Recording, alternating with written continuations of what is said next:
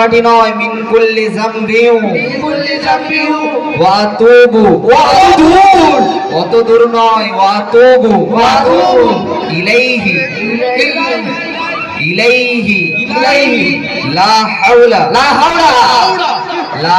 নয় লা হাওলা ওয়ালা কুওয়াতা ওয়ালা কলকাতা নয় ওয়ালা কুওয়াতা ইল্লা বিল্লাহিল ইল্লিং বিল্লিং নয় ইল্লা বিল্লাহিল আলিয়্যিল আযীম আলিফুত থানা নয় আলিয়্যিল আযীম।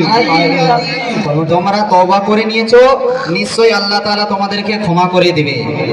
তোমরা কলিমা পড়ো, লা ইলাহা ইল্লাল্লাহু মুহাম্মাদুর রাসূলুল্লাহ সাল্লাল্লাহু আলাইহি ওয়াসাল্লাম।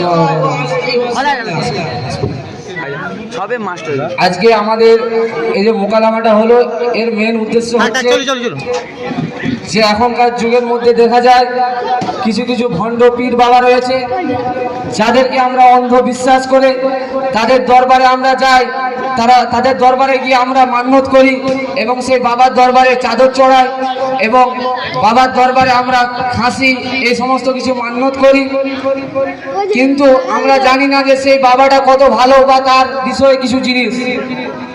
তো এই রকম জিনিস থেকে আমাদেরকে বেঁচে থাকতে হবে, কারণ আমরা মুসলমান।